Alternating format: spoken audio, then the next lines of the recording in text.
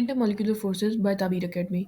Liquids और solids की properties को समझने के लिए हमारे लिए ज़रूरी है कि हम ये देखें कि उनमें किस काइंड की इंटरमॉलिक्यूलर फोर्सेस पाई जाती हैं और उनकी रिलेटिव स्ट्रेंथ क्या है। ये बात रियलाइज़ करना बहुत इंपॉर्टेंट है कि जो मॉलिक्यूल्स के दरमियान अट्रैक्शन होती है वो बहुत वीक होती है comparative to the attraction between the atoms within the molecules. जो इंटरमॉलिक्यूलर फोर्सेस हैं वो मॉलिक्यूल्स को क्लोजली टुगेदर रखती हैं और उन्हें पर्टिकुलर फिजिकल प्रॉपर्टीज़ देती हैं जो कि उन्हें सॉलिड, लिक्विड और गैस स्टेट में बनाती है। हमारे पास 4 टाइप्स ऑफ इंटरमॉलिक्यूलर फोर्सेस हैं जिनमें है dipole forces, ion dipole forces, dipole induced dipole forces या फिर Debye forces, instantaneous dipole induced dipole forces और लंडन डिस्पर्शन फोर्सेस। यहाँ हम देख सकते हैं कि हमारे पास 2 मॉलिक्यूल्स हैं और इनके दरमियान ये जो लाइन से रिप्रेजेंट की हुई फोर्स है इसको हम इंटरमॉलिक्यूलर फोर्स कहते हैं।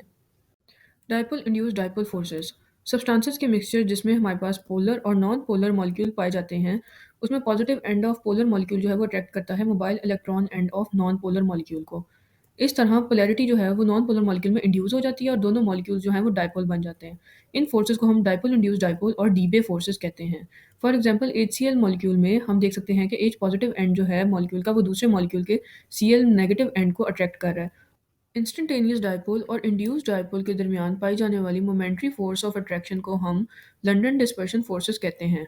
इवन दो एटम्स और नॉन पोलर मॉलिक्यूल्स में डायपोल मूवमेंट नहीं होती लेकिन इनके दरमियान अट्रैक्टिव फोर्सेस मौजूद होती हैं। एक एटम के इलेक्ट्रॉन्स जो हैं वो इन्फ्लुएंस करते हैं दूसरे एटम के मूविंग इलेक्ट्रॉन्स को। इस तरह वो इलेक्ट्रॉन्स जो हैं वो दूसरे एटम के इलेक्ट्रॉन्स को रिपेल करते हैं और वो एक दूसरे से एज फार एज पॉसिबल जो हैं वो रहते हैं।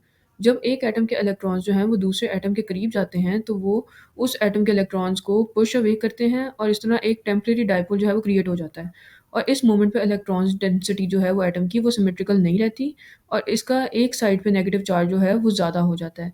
इस पर्टिकुलर इंस्टेंट पे जो एटम है वो डायपोल बन जाता है और इसको हम कहते हैं इंस्टेंटेनियस डायपोल। और ये इंस्टेंटेनियस डायपोल जो है ये डिस्टर्ब कर देता है किसी भी नियर बाय इलेक्ट्रॉन की इलेक्ट्रॉनिक क्लाउड को और उसमें एक डायपोल इंड्यूस हो जाता है और इस सेकंड इलेक्ट्रॉन एटम को हम कहेंगे इंड्यूस्ड डायपोल। जैसे हम देख सकते हैं कि एटम 1 की इलेक्ट्रॉन डेंसिटी जो है वो सिमेट्रिकल है और जब ये इंस्टेंटेनियस डायपोल बन जाता है और एटम 2 के करीब आता है तो ये उसको भी इंड्यूस्ड डायपोल बना देता है और इनके दरमियान इन इंटरमॉलिक्यूलर फोर्सेस को हम